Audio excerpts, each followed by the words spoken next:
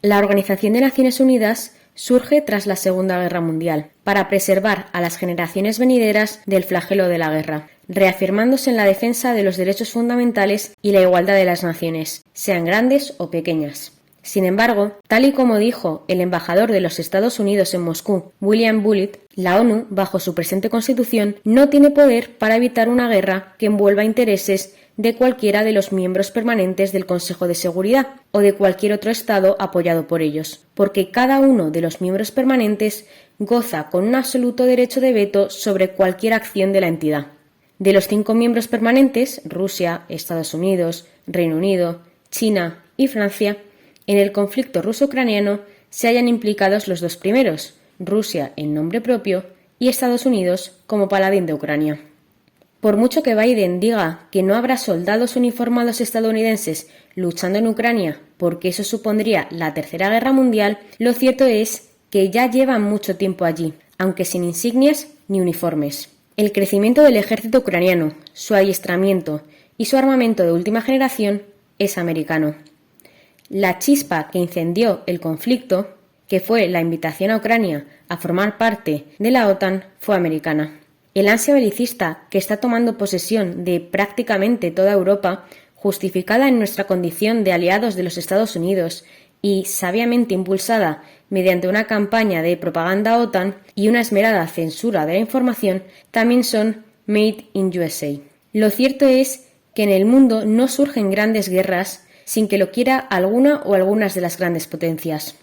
Durante años se ha visto cómo conflictos permanecían dormidos en el seno de la ONU. Por ejemplo, el del Sáhara Occidental. El territorio saharaui fue invadido por Marruecos. Se han constatado por observadores vulneración de los derechos fundamentales. Se ha privado a los saharauis de su derecho a la autodeterminación y, sin embargo, no ha habido consecuencias. Se han dictado cerca de 74 resoluciones, pero han quedado en papel mojado.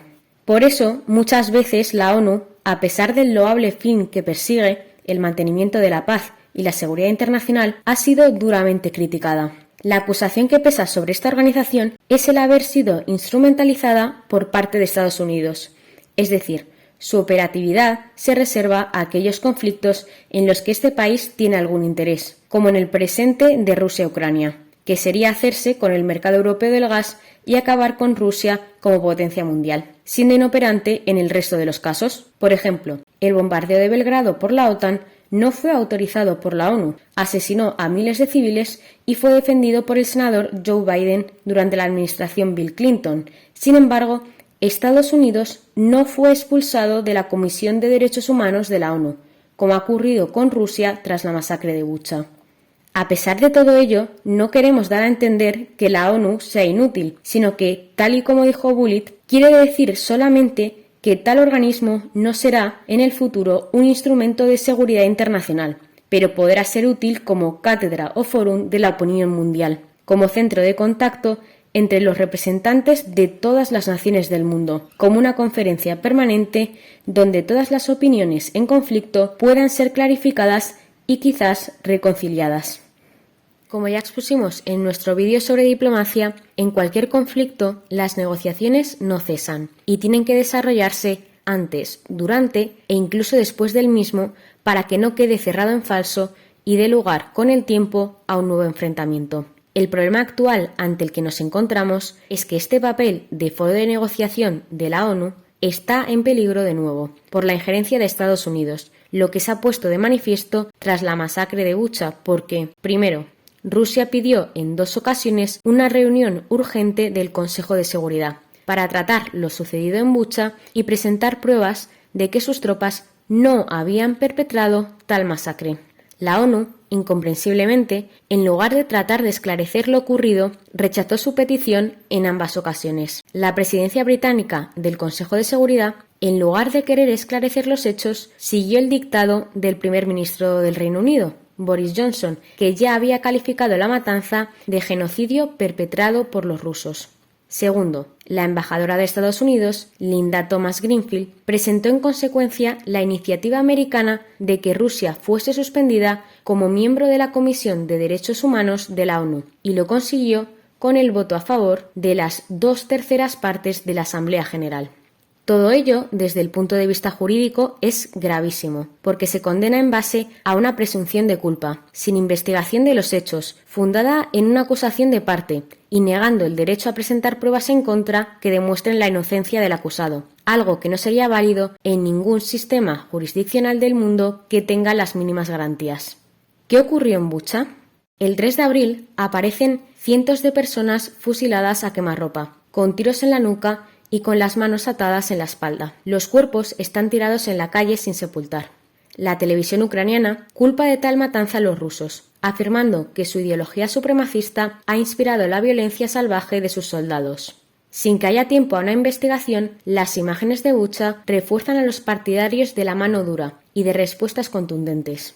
Se expulsan a los diplomáticos rusos de las embajadas en varios países para reforzar el aislamiento internacional de su nación. Biden pide que se juzgue a Putin por crímenes de guerra y el director del Consejo Económico de la Casa Blanca declara a la prensa: la economía rusa está completamente condenada al ostracismo. Queremos que se borre la riqueza creada en Rusia en los últimos 15 años y que su Producto Interior Bruto retroceda un porcentaje de 2 dígitos.